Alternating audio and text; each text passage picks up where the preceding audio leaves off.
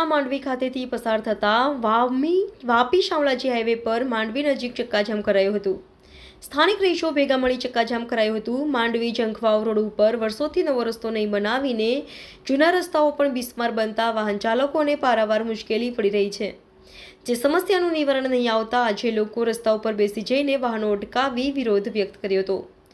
એક બાજુ રાજ્ય અને કેન્દ્ર સરકાર અંતરિયાળ ગામોમાં અને હાઈવેને ચકચાટ બનાવી અને રસ્તાઓના નવીનીકરણની વાતો કરે છે, પરંતુ કેટલાક જિલ્લાઓમાં આ કામગીરી હજુ પણ માત્ર કાગળ પર જ ચાલી રહી છે તેવો કિસ્સો સામે આવ્યો છે।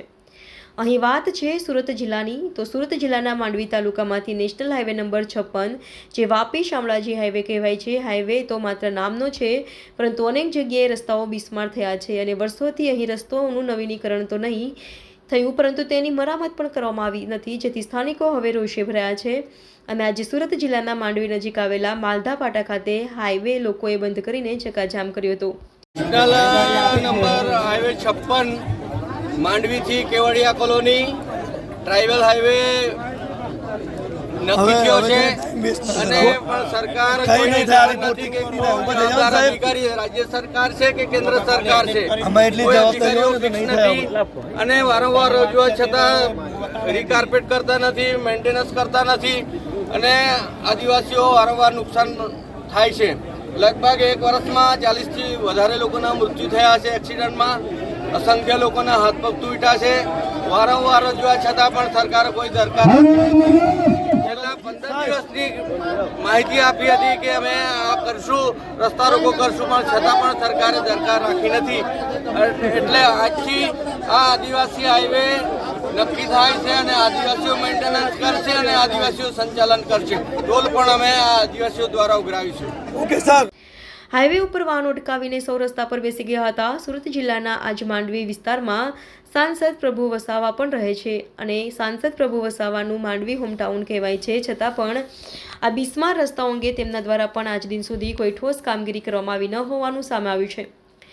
આજે કરવામાં આવેલા ચક્કાજામ મામલે હાઈવે પર વાહનો થંભાવી દેતા સ્થાનિક પોલીસ પણ દોડતી થઈ હતી અને વિરોધ કરી રહેલા રહીશો તેમજ માજી ધારાસભ્ય આનંદ ચૌધરીની પોલીસે અટકાયત કરી હતી, જેથી લોકો વધુ રોષે ભરાયા હતા અને પોલીસની ગાડીને પણ અટકાવવાનો પ્રયાસ કરાયો હતો તેમજ હાઈવે પર ટાયરો પણ સળગાવ્યા હતા।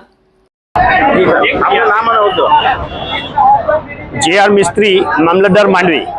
સાહેબ, આજે આંદોલન થયું હતું, આપ સરકારના પ્રતિનિધિ તરીકે આવ્યા છો, શું નિરાકરણ આવ્યું? જંખવાવ માંડવી જંખવાવ રોડ ઘણો તૂટેલો છે અને એના રીકાર્પેટિંગ માટે અને બનાવવાના સંબંધે આજે જન આંદોલન કરવામાં આવ્યું હતું માલધા ફાટક ખાતે અને તેમાં સરકારના પ્રતિનિધિ તરીકે હું ઉપસ્થિત રહ્યો છું।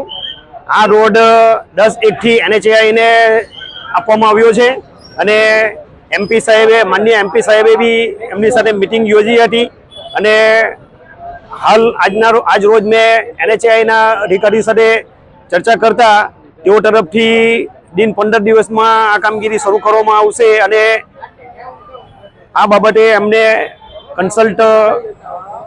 કોન્ટ્રાક્ટરને કામગીરી સોંપી દીધી છે એવું જણાવવામાં આવ્યું છે અને તે પ્રમાણે આશ્વાસન આપતા આજે પ્રજાજનો છૂટા પડ્યા છે। ત્રણ આગેવાન આનંદ ચૌધરીને અટકાયત કરતા મામલો વધુ ગરમાતા ફરી તેમને પોલીસ જીપમાંથી ઉતારી દેવામાં આવ્યા હતા। સમગ્ર મામલે સ્થાનિક રહીશો દ્વારા આ માંડવી જંખવાવ માર્ગનું વહેલી તકે નવીનીકરણ કરી અથવા રસ્તાઓની યોગ્ય મરામત કરવામાં આવે તેવી માંગ કરી છે અને જ્યાં સુધી મરામત અંગે લેખિતમાં બાંયધરી પણ વહીવટીતંત્ર દ્વારા નહીં અપાય ત્યાં સુધી આંદોલનને વધુ ઉગ્ર બનાવવાની ચીમકી પણ આપી હતી।